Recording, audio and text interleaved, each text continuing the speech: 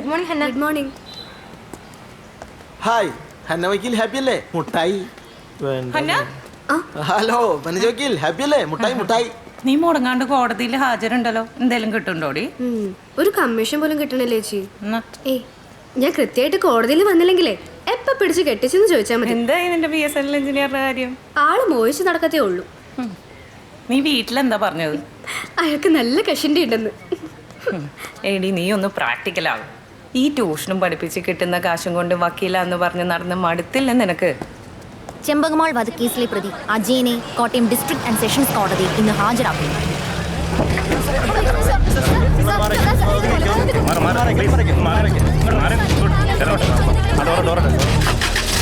ആ ചെമ്പകമാൾ കേസിലെ പ്രതിയാ.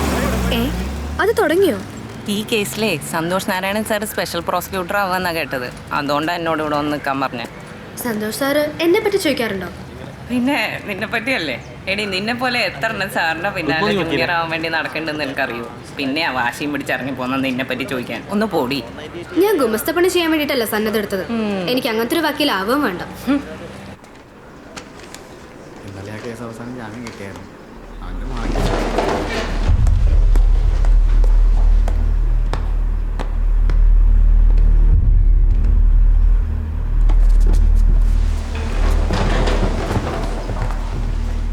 SC case number 41/17 Champaka Ammal വധം. പ്രൈം അക്യൂസ്ഡ് അജയൻ എന്ന അജ്മൽ.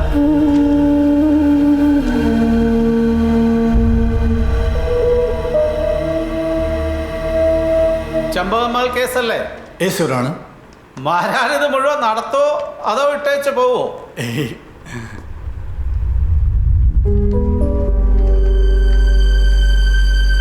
തനിക്ക് എത്ര വയസ്സായിട്ടോ?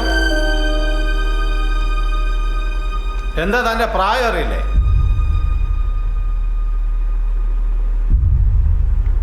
ടെസ്റ്റ് റിസൾട്ട്സ് 2-3 കൂടി സബ്മിറ്റ് ചെയ്യാണ്ട് സർ. ഈ വരുന്ന 10-ാം തീയതിക്കകം ശരിയാവും. അപ്പൊ നമുക്ക് 16-ന് പോസ്റ്റ് ചെയ്യാം. അടുത്ത തേഴ്സ്ഡേ. യേശുരാണ്. ആ നെക്സ്റ്റ് കേസ്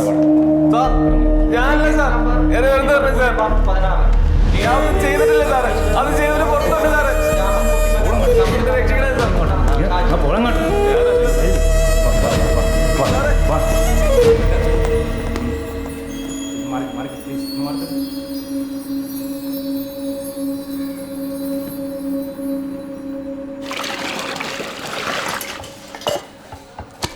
നീ വിഷമിക്കണ്ട രാജയ. ഇനി നീ കോടതി ചൊല്ലുമ്പം ജഡ്ജിയാമാനെ ഒരു പരാതി കൊടുക്കും. നിന്നെ നുണപരിശോധനയ്ക്ക് വിടണമെന്ന് പറഞ്ഞു. അപ്പോൾ അറിയാലോ നീ പറയണത് നേരാണോ കള്ളാണോ.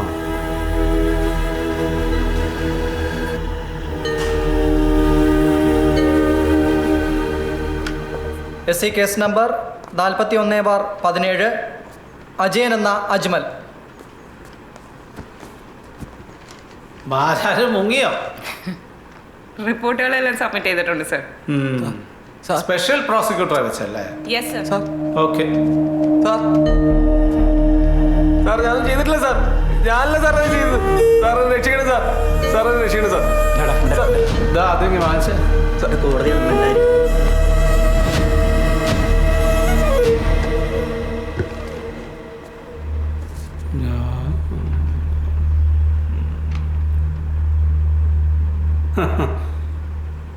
ഇയാൾക്ക് വക്കീലില്ലേ?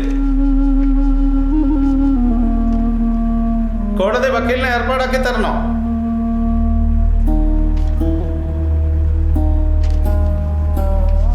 ഈ കേസിലെ പ്രതിയായ അജയൻ എന്ന അജ്മലിന് കോടതിയിലെ തുടർ നടപടികൾക്ക് സഹായമായി അഡ്വക്കേറ്റ് ഹന്ന എലിസബത്തിനെ ലീഗൽ എയ്ഡ് കൗൺസിലായി നിയമിച്ചിരിക്കുന്നു.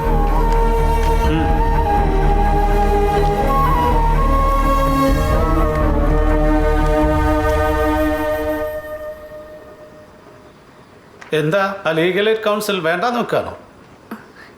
എനിക്കൊരു ധൈര്യമല്ല സർ. അതെന്താ? കുറെ കാലം ആയില്ലേ കോടതി കയറി ഇറങ്ങുന്നു.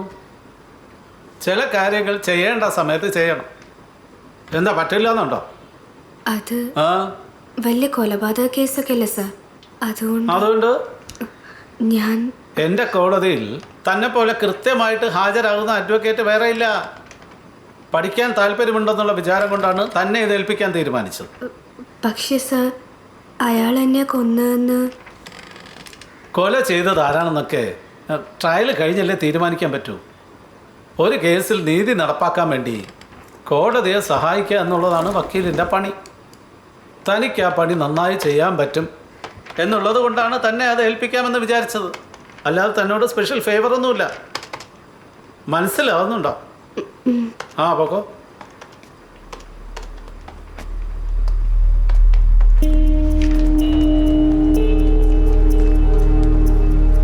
സർ, ചെമ്പകമ്മാൾ കേസിന്റെ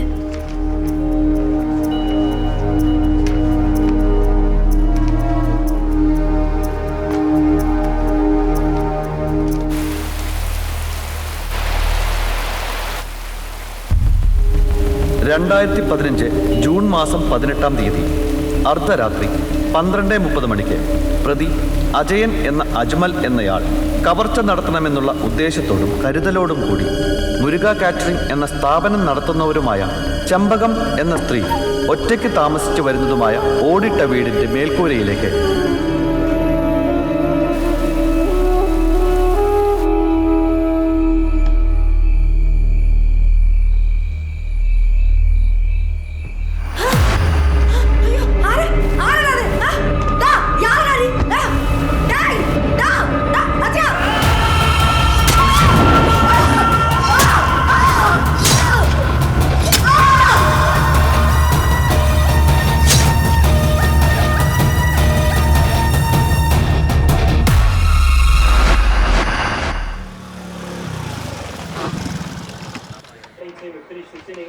ഭരതേട്ടൻ നിന്നെ എത്ര അന്വേഷിച്ചെന്നോ? ഫോൺ വിളിച്ചൊന്ന് എടുത്തൂടെ? സന്തോഷ് നാരായണൻ സാറിൻ്റെ അടുത്തുനിന്ന് പോന്നേ പിന്നെ ഈ ലൈബ്രറിയുടെ നടത്തിപ്പ് ഞാനങ്ങ് ഏറ്റു. ഇവിടെയും ക്രിക്കറ്റ് കളി തന്നെയാണല്ലോ. അത് പിന്നെ നമ്മുടെ ജീവനല്ലേ, അത് വിട്ടൊരു കളിയില്ലെന്ന് നിനക്കറിഞ്ഞൂടെ? അതുപോട്ടെ, നീ എന്തിനാ വിളിച്ചത്? ഭരതേട്ടാ, ചെമ്പകമ്മാൾ മർഡർ കേസിലെ ലീഗൽ എയ്ഡ് ഞാൻ എടുത്തു. അത് നന്നായി. ഇത് പറയാനാണോ നീ ഇപ്പോൾ ഇവിടം വരെ വന്നത്?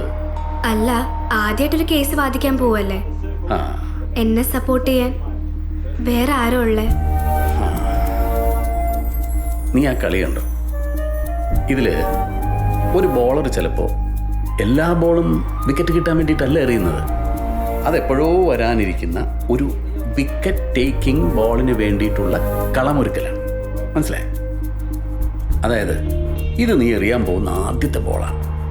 വിക്കറ്റ് തെറിക്കാതിരിക്കുകയോ ഒക്കെ ചെയ്യട്ടെ, പക്ഷേ ഈ ഒറ്റ ബോളോടുകൂടി നിന്റെ ഒരു സ്റ്റൈലും ഫിഗറും ഡെഡിക്കേഷനും ഒക്കെ ലോകം മുഴുവൻ തിരിച്ചറിയും. പിന്നെ ഏത് ബാറ്റ്സ്മാനും നല്ല ബഹുമാനത്തോടെ നിന്റെ മുമ്പിൽ നിൽക്കുള്ളൂ. You proceed. All the best. Thank U.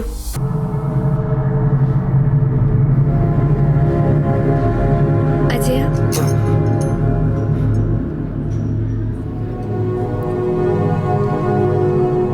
എൻ്റെ പേര് ഹന്ന. അജയന് വേണ്ടി വാദിക്കാൻ സെഷൻസ് കോടതി ജഡ്ജ് എന്നെ നിയമിച്ചിട്ടുണ്ട്.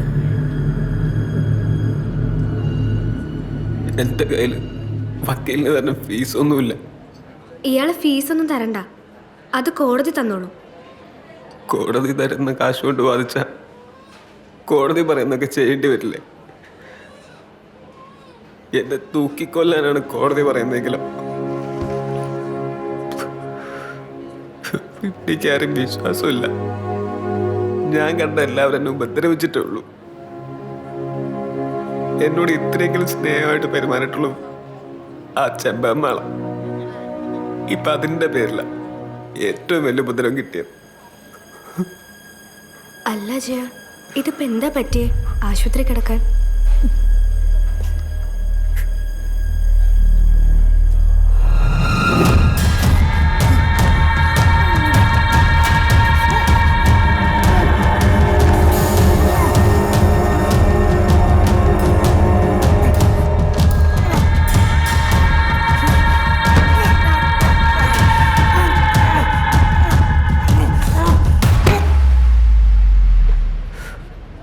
അതൊരു നരക. വക്കീലിന് പറ്റുമെങ്കിൽ അതിൽ നിന്ന് രക്ഷിക്കും. അജയനെതിരെയുള്ള ക്രൈംബ്രാഞ്ചിന്റെ കേസ് സ്ട്രോങ്ങാ. അവന്മാർ ശരിക്കും പൂട്ടിയിട്ടുണ്ട്. ഞാനൊരു കുറ്റം ചെയ്തിട്ടില്ല. പക്ഷേ അജയ, ക്രൈംബ്രാഞ്ച് എല്ലാത്തിനും കൃത്യമായിട്ട് തെളിവുകൾ വെച്ചിട്ടുണ്ട്. കോടതിയിൽ തെളിവുകളാണ് പ്രധാനം. ഇതിപ്പോ അജയനല്ല അത് ചെയ്തെന്ന് സമ്മതിച്ചാൽ പോലും ആ കത്തിയും പേഴ്സും ഷർട്ടും അവിടെ ഉണ്ടായിരുന്നു. ആ പേഴ്സും ഷർട്ടും എങ്ങനെ അതിനകത്ത് വന്നതെന്ന് എനിക്കറിയില്ല. പക്ഷെ ആ കത്തി അതെവിടെ കിടക്കുന്നതെന്ന് എനിക്കറിയായിരുന്നു. ഞാൻ തന്നെ അത് കുളത്തിലേക്ക് ഇട്ടത്. എപ്പോ? അത് തപ്പിയെടുക്കുന്നതിന്റെ തലേ രാത്രിയിൽ. നീ തന്നെ കത്തി വലിച്ചെറിഞ്ഞേക്ക്. എറിയുന്ന സ്ഥലം ഓർമ്മ ഉണ്ടാവണേ. എടുത്തോ.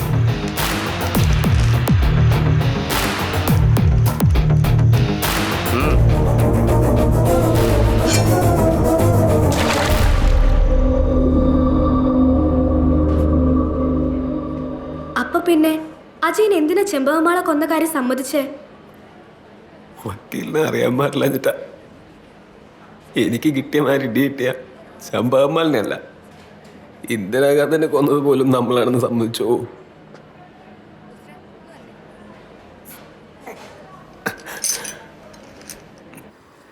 ഈ കൊല ചെയ്യാൻ ഉപയോഗിച്ച ആയുധം പോലീസ് അവിടെ കൊണ്ട് ഇടിയിപ്പിച്ചതാണെന്നല്ലേ അവൻ പറഞ്ഞത്?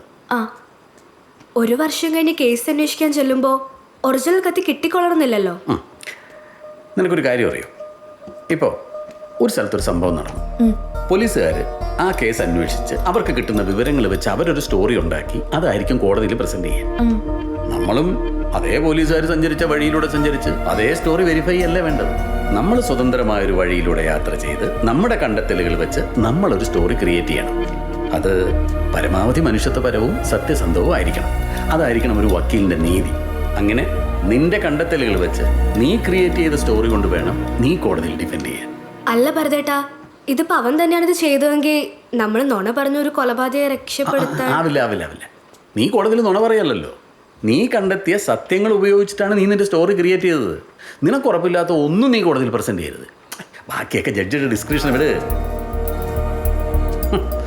ഈ പ്രാന്തുള്ളവന്മാരുടെ നാട്ടിലെ പ്രാന്തില്ല നടക്കാൻ വലിയ പാടാ മോളെ. അല്ലെങ്കിൽ പിന്നെ നമുക്കും പ്രാന്ത് പിടിക്കണം.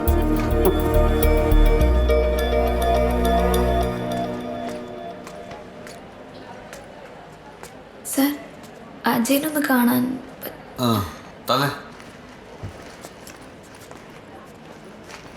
നോക്കേ, ഇതെന്താ സാധനം? ഷർട്ടും മുണ്ടുവാ.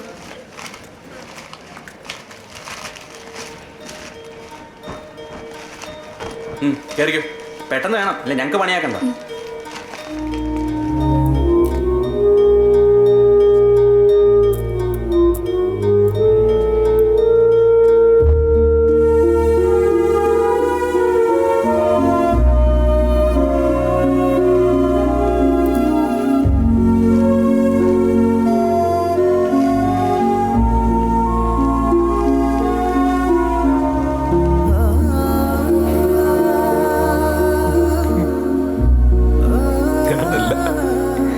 ഞാനല്ല അത് ചെയ്തത്.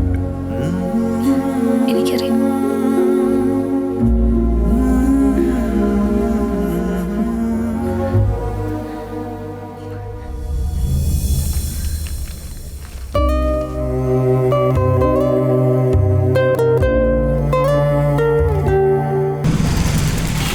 അവൻ കക്കും മോഷ്ടിക്കുന്നൊന്നും ഞങ്ങൾക്ക് പറയാനാവില്ല.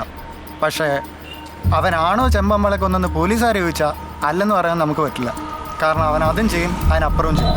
സാധാരണക്കാരെ പോലെ അല്ല അവൻ്റെ പെരുമാറ്റം. അതുകൊണ്ടാ അജയനല്ല അമ്മാളെ കൊന്നെന്ന് പറയാൻ ഞങ്ങൾ റെഡിയില്ലാത്ത. അതെ,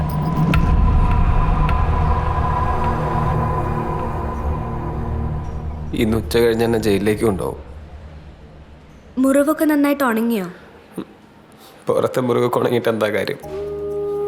ഇനിയോ ആ നരകത്തിലേക്ക് എന്നെ തിരിച്ചു പോകാൻ പോകുന്നത്. എന്നെ ഇവിടെ നിന്ന് രക്ഷിക്കൂ.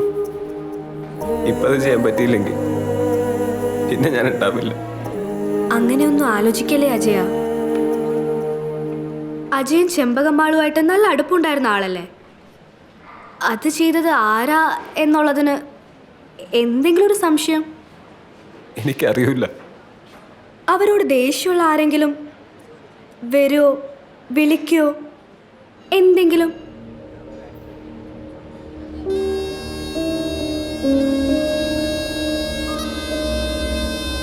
ഒരു ദിവസം രാത്രി ചെമ്പാമ്മൻ്റെ ഒപ്പം വൈക്കത്തമ്പലത്തിൽ ഉത്സവത്തിന് പോയിരുന്നു. അവരെന്നെ കൂട്ടുവിളിച്ചുകൊണ്ട് പോയതാ. അന്ന് എന്താ പ്രശ്നം? ஒன்றும் இல்லை, திருவிழாக்கு கச்சேரிக்கு வாசிக்க வந்திருக்காங்க.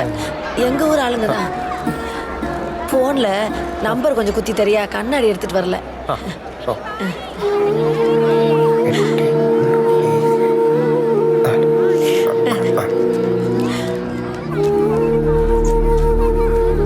അവര് സംസാരിക്കുമ്പോൾ എന്തോ പ്രശ്നമുള്ളത് പോലെ എനിക്ക് തോന്നിയിരുന്നു. പക്ഷെ അതെന്താന്ന് കേൾക്കാൻ എനിക്ക് പറ്റിയില്ല. പക്ഷെ ആ കുത്തിയ നമ്പർ ഞാൻ വേണേൽ പറഞ്ഞുതരാം. അതിപ്പോഴും അജയന് ഓർമ്മയുണ്ടോ? ഉണ്ട്. എനിക്ക് ഫോണില്ല, പക്ഷെ ഇന്ന് വരെ ഞാൻ ഫോണിൽ കുത്തിയിട്ടുള്ള എല്ലാ നമ്പറും എനിക്ക് ഓർമ്മയുണ്ട്, തെറ്റൂല. എന്നാ പറ. 0 81 22 99 23 28.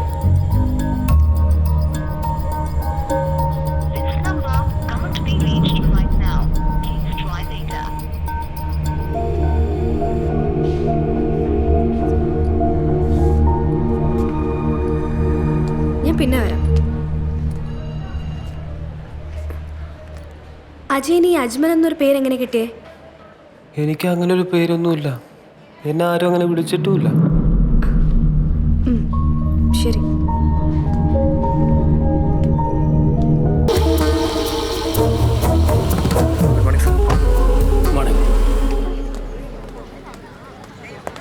Good morning sir. How are you? Fine, thank you sir. ഏയ് എന്നാ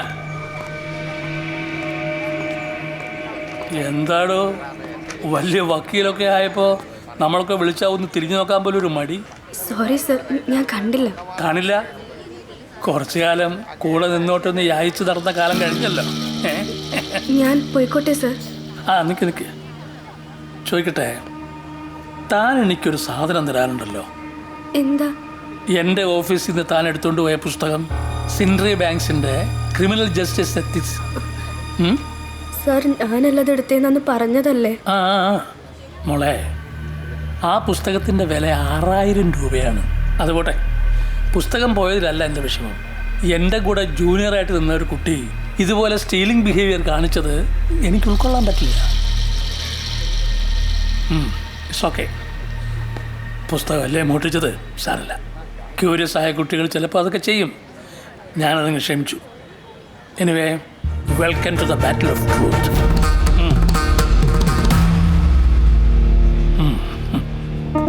ഒരു കില്ലറിനെ രക്ഷിക്കാനുള്ള മിഷനിലാണ് ഹന്ന. വാദിച്ച് അവസാനം അവൻ്റെ കൂടെ പൊറുതിയൊന്നും തുടങ്ങരുത് കേട്ടോ.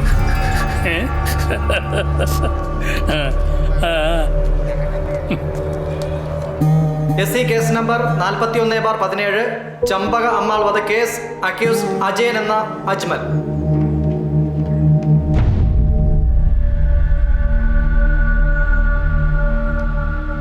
കോടതി മുമ്പാകെ സത്യം മാത്രമേ ബോധിപ്പിക്കൂ. In this case, my lord, there are 3 eyewitnesses. CW1 is Bhaskaran.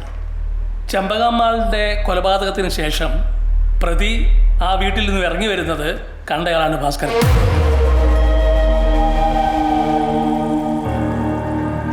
കണ്ടത് എന്താണെന്ന് ബോധിപ്പിച്ചോളൂ. സാറേ, 2015 ജൂൺ 12-ാം തീയതി 18-ാം തീയതി ഒരു വലിയ കരച്ചിൽ കേട്ടിട്ടാണ് സാറേ ഞാനും എൻ്റെ ഭാര്യയും രാത്രി ഒരു 12-12:30 മണിയായി കാണും ഞെട്ടി എണീറ്റത്.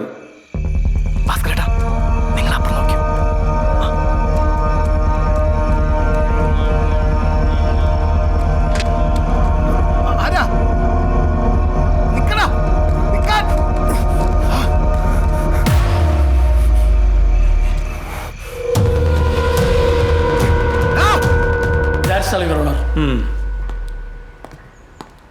You have any cross?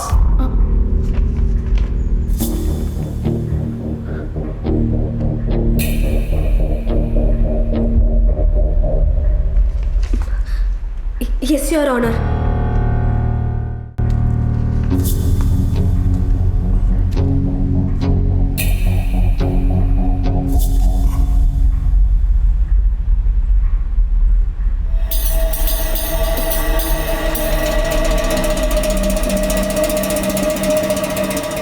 No sir, I don't have a question for him. Louder please. Sorry sir, I don't have a question for him. Call the next witness. CW2 Peethambaran Raman.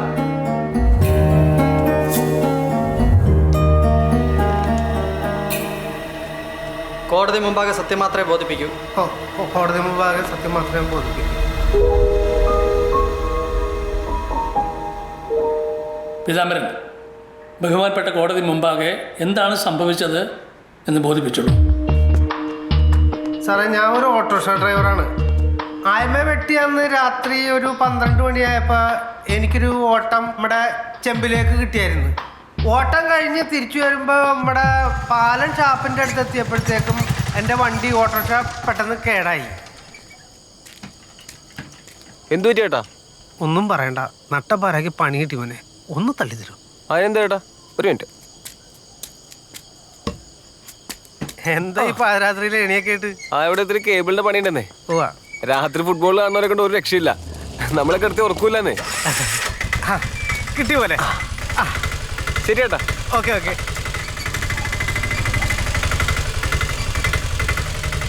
അന്ന് പാരാത്രിയിൽ അവൻ്റെ പോക്ക് കണ്ടിട്ട് എനിക്ക് അത്ര പന്തി തോന്നിയില്ലായിരുന്നു. അതാ. Do you have any cross, Hannah? No, Your Honor. CW3 Jineesh. കോടതി മുമ്പാകെ സത്യം മാത്രമേ ബോധിപ്പിക്കൂ. കോടതി മുമ്പാകെ സത്യം മാത്രമേ ബോധിപ്പിക്കൂ. സാധാരണ കടയടച്ചതിന് ശേഷമാണ് നിങ്ങളും പ്രതിയും കിടക്കാനുള്ള മുറിയിലേക്ക് പോകുന്നത് അല്ലേ? അതെ. സംഭവ ദിവസവും അങ്ങനെ തന്നെയായിരുന്നോ? അല്ല സാറേ, വെളുപ്പിനൊരു 3:45 കഴിഞ്ഞപ്പോഴാണ് അന്ന് ഹോട്ടലടച്ചത്. ആ സമയത്ത് അജയൻ അവിടെ ഉണ്ടായിരുന്നു. പക്ഷെ അതിനു മുമ്പ് ഞാൻ അവനവിടെ കണ്ടില്ല. ഒരു 11-11:30 ആയപ്പോഴാണ് അവൻ പുറത്തേക്ക് പോണേ കണ്ടേ. പിന്നെ തിരിച്ചു വന്നത് ഒരു 2 മണിയായപ്പോഴാണ്. 2 മണി കഴിഞ്ഞപ്പോഴെന്ത് സംഭവിച്ചു? 2 മണി കഴിഞ്ഞപ്പോഴാണ് ചെമ്പന്മാരെ വീടിൻ്റെ അടുത്ത് താമസിക്കണേ രണ്ടുപേരും വന്ന് അയമ്മയ്ക്ക് വെട്ടുകൊണ്ടുവരും വന്ന് അവിടെ ഒന്ന് കൗണ്ടറിൽ പറഞ്ഞേ. അത് പറയുമ്പോഴും അജയൻ അവിടെ ഉണ്ടായിരുന്നു. അവനാ വെട്ടുകൊണ്ട് വിവരം എന്നോടൊന്ന് പറഞ്ഞു. ആ സമയത്താണോ പ്രതി ജിനീഷിനോട് നീ അല്ലേടാ ജിനീഷെ ചെമ്പകമ്മാളിനെ വെട്ടിയത് എന്ന് ചോദിച്ചത്?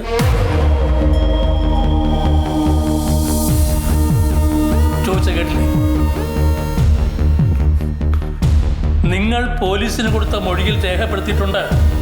അത് വാസ്തവമാണോ?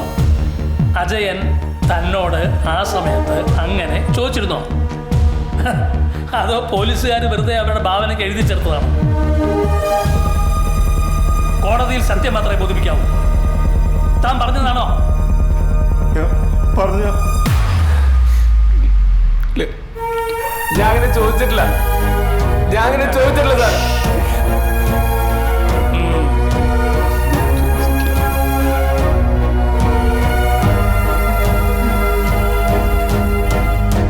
യുവർ ഓണർ, കൊലപാതകം ചെയ്തിട്ട് വന്ന പ്രതി തൻ്റെ കുറ്റം ജനീഷിൻ്റെ തലയിൽ ചാർത്താനായി ചെയ്ത മനഃശാസ്ത്രപരമായ ശ്രമമായിട്ട് വേണം ഇക്കാര്യത്തെ വിലയിരുത്താൻ.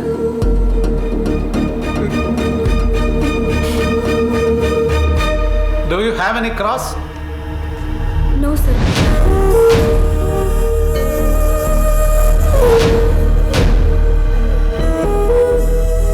മോഷണമായിരുന്നു പ്രതിയുടെ പ്രാഥമികമായ ഉദ്ദേശം. ചെറുപ്പം മുതലേ മോഷണം ശീലമാക്കിയ ആളാണ് ഇയാളെന്ന് വളർത്തമ്മ തന്നെ പറഞ്ഞിട്ടുണ്ട്. മോഷണം ഒരു സ്വഭാവമായി കൊണ്ടുനടക്കുന്ന ആളാണ് ഇയാളെന്ന് ഹോട്ടലിൽ ഒപ്പം ജോലി ചെയ്തിരുന്ന ബാബു, അയാളെ അവിടെ ജോലിക്ക് വെച്ചിരുന്ന ഹോട്ടലുടമ അഷ്റഫ് എന്നിവരും സാക്ഷ്യപ്പെടുത്തുന്നു. Any cross? Yes, Your Honor.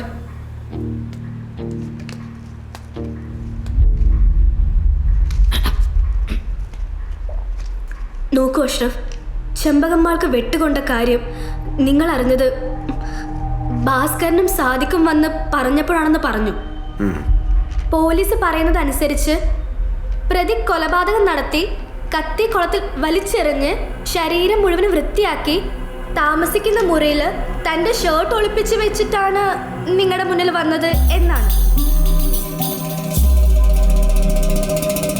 ഒറ്റ ചോദ്യം, അത് മാത്രം ഓർത്ത് പറഞ്ഞാൽ മതി. കുളിച്ച് വൃത്തിയായ മട്ടിലായിരുന്നോ അതോ പണിയെടുത്ത അതേ ഡ്രസ്സിലായിരുന്നോ നിങ്ങൾ കാണുമ്പോൾ പ്രതിയുടെ വേഷം? അവൻ എവിടെയും പോയിട്ടില്ലെന്ന് എനിക്ക് നല്ല ഉറപ്പുണ്ട്. ആ സമയത്ത് അവൻ തന്നെ എനിക്ക് കട്ടനിട്ടുകൊണ്ട് വന്നു. That's all, Your Honor. The court is adjourned.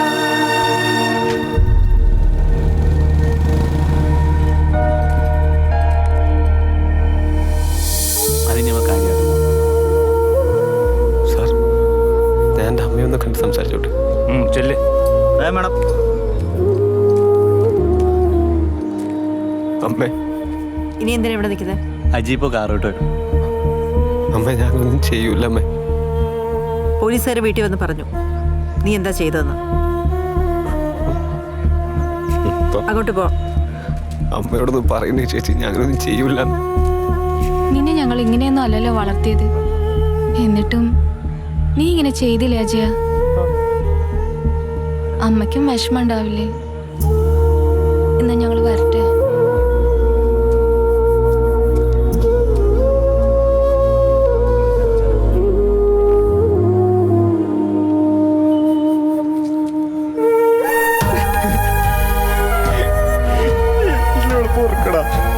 ഞാനങ്ങനെയൊക്കെ പറഞ്ഞില്ലെങ്കിൽ എന്നെ കേസപ്പെടുത്തുന്ന പോലീസുകാർ പറഞ്ഞോണ്ടാ. നമ്മളൊക്കെ ഒരുപോലെ എന്തെങ്കിലും പറ്റിയ ആരും ചോദിക്കാനില്ലാത്തൊരു അവര് പറയണ പോലൊക്കെ കേട്ടില്ലെങ്കിൽ ചിലപ്പോ നിന്നെയും ഇതിപ്പോ ഒരാളനുഭവിച്ചാ പോരെ.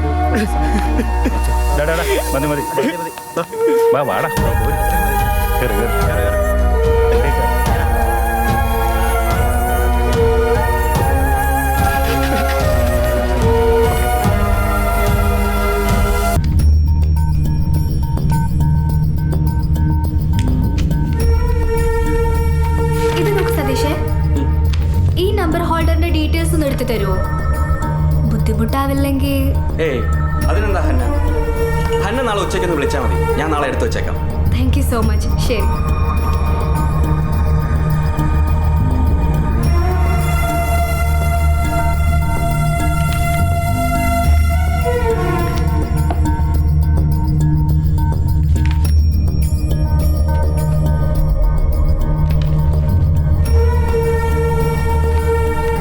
SC case number 41/2017 CW8 doctor Renuka Subramaniam. Doctor Renuka Subramaniam, കോടതി മുമ്പൊക്കെ സത്യം മാത്രമേ ബോധിപ്പിക്കൂ. സത്യം മാത്രമേ ബോധിപ്പിക്കൂ. ഡോക്ടർക്ക് പറയാനുള്ളത് പറഞ്ഞോളൂ. ചെമ്പകമ്മളുടെ ശരീരത്തിലാകെ 29 മുറിവുകളാണ് ഉണ്ടായിരുന്നത്. മുഖത്തും തലയോട്ടിയിലും തന്നെ ആഴത്തിലുള്ള 15 മുറിവുകൾ ഉണ്ടായിരുന്നു. അതിൽ 5 എണ്ണവും മരണത്തിന് കാരണമാകാവുന്നതാണ്. കത്തി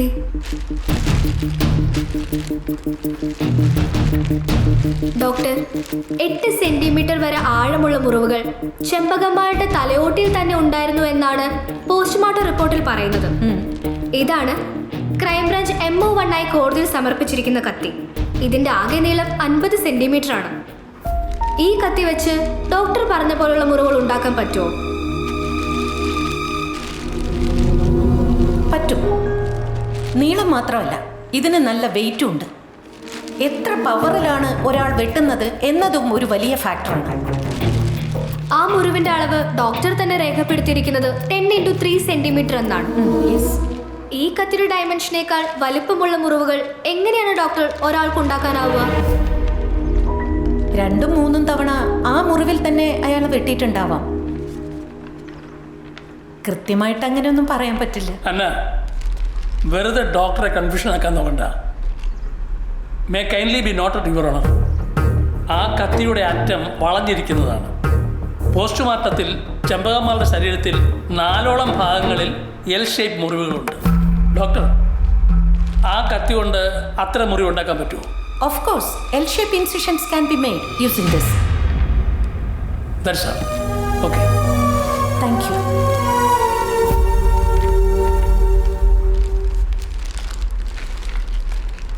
യുവർ ഓണർ, കത്തിയുമായി ബന്ധപ്പെട്ട മറ്റൊരു പ്രധാന പോയിന്റ് നോട്ടിഫൈ ചെയ്യാൻ എന്നെ അനുവദിക്കണം.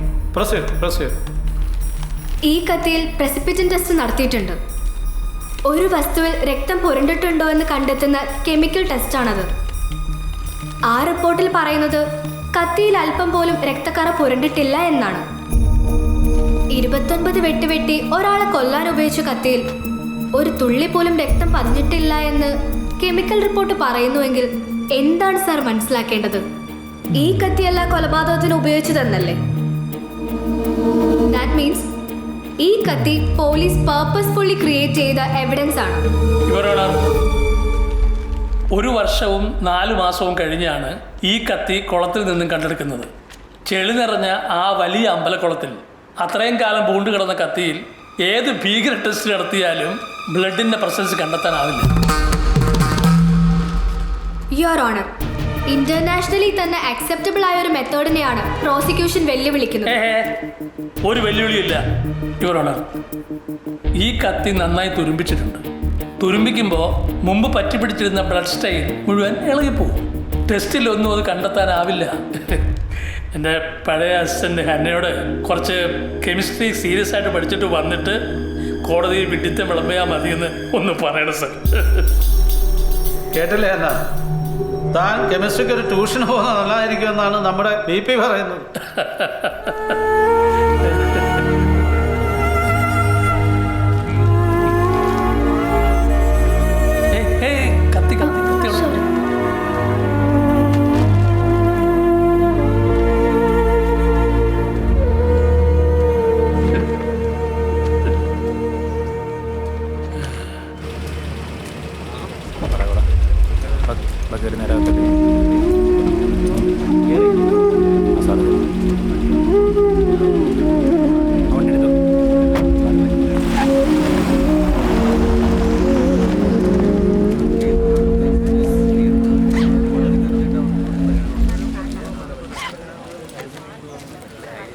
അജയൻ്റെ വക്കീലല്ലേ? എന്തു വേണം? ഇത് മള്ളിയൂരമ്പലത്തിലെ പ്രസാദ. ഞാനൊരു വഴിപാട് കഴിപ്പിച്ചതാ. നല്ല മധുര. അജയൻ്റെ ആരാ? ഞാൻ അജയൻ്റെ കൂടെ പാരഡൈസ് ഹോട്ടലില്ലേ, അവിടെ ജോലി ചെയ്യണേ. എനിക്ക് കുടുംബശ്രീ വക 2 ലോൺ പാസ്സായിട്ടുണ്ട്. വക്കീലിൻ്റെ പൈസ എത്രയാണെങ്കിലും ഞാൻ തരാം. ഫീസ് കിട്ടിയില്ലെന്നും വെച്ച് അജയൻ്റെ കാര്യത്തിൽ ഉഴപ്പരുത്. അജയനോട് അത്രയ്ക്ക് കാര്യ? എല്ലാവരും അവനെ കള്ളനും തല്ലുണ്ടാക്കുന്നവനുമായിട്ടേ കണ്ടിട്ടുള്ളൂ. അവനെ എനിക്കറിയാം.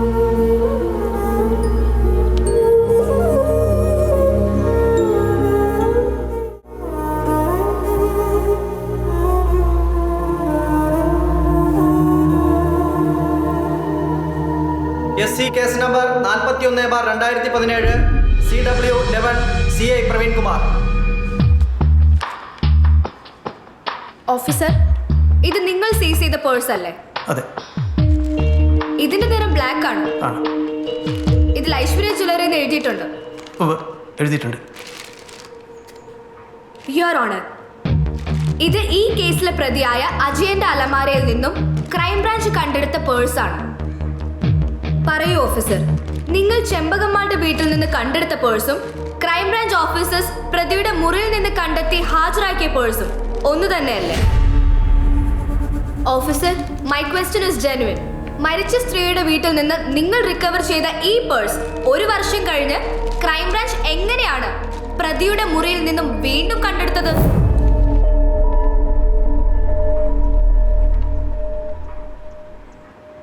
നിങ്ങൾക്ക് എന്തെങ്കിലും പറയാനുണ്ടോ? ഒരു ക്രൈം സീനിൽ നിന്ന് കിട്ടിയ തൊണ്ടി മുതലുകൾ എന്താണ് ചെയ്യേണ്ടത് എന്നതിനെ കുറിച്ച് എന്തെങ്കിലും ധാരണയുണ്ടോ നിങ്ങൾക്ക്? അറിയാം സാർ, അറിയാം. പിന്നെ എന്താണ് മറുപടി പറയാത്തത്? സർ, ക്രൈംബ്രാഞ്ച് അന്വേഷണം ഏറ്റെടുത്തപ്പോൾ റിക്കവർ ചെയ്ത എല്ലാ മുതലുകളും അവർക്ക് ഞങ്ങൾ ഏൽപ്പിച്ചിരുന്നു. ഇതാണ് ലോക്കൽ പോലീസ് ക്രൈംബ്രാഞ്ചിന് കൈമാറിയ സാധനങ്ങളുടെ ലിസ്റ്റ്.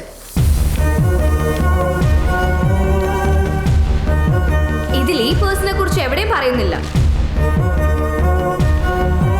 പ്രതിയുടെ അലമാരയിൽ പേഴ്സ് എങ്ങനെയാണ് വന്നത് എന്നതിന് ഇതിനും നല്ലൊരു വിശദീകരണം വേണോ സർ? ലോക്കൽ പോലീസിന്റെ കയ്യിലിരുന്ന പേഴ്സ് രേഖയില്ലാതെ കൈപ്പറ്റിയ ശേഷം ക്രൈംബ്രാഞ്ച് പ്രതിക്കെതിരെ തെളിവായി ഉപയോഗിക്കുകയായിരുന്നു. ഇനി എന്തെങ്കിലും ഇയാളോട് ചോദിക്കാനുണ്ടോ എനിക്ക്? One more question your honour. ഈ കേസിലെ 1ാം സാക്ഷി ഭാസ്കരനെയും 7ാം സാക്ഷി ശിവനെയും താങ്കൾ കൊലപാതകം നടന്നതിന്റെ അടുത്ത ദിവസങ്ങളിൽ തന്നെ ചോദ്യം ചെയ്തതാണ്. അതെ, ചെയ്തതാണ്. അവരപ്പോ പ്രതിയെ പറ്റി എന്തെങ്കിലും സൂചന നൽകിയിരുന്നോ? അവര് ഇരുട്ടത്തിങ്ങനെ ആരും ഓടിപ്പോകുന്നത് കണ്ടതായി തോന്നുന്നു എന്ന് മാത്രമേ പറഞ്ഞുള്ളൂ. That's all your honour.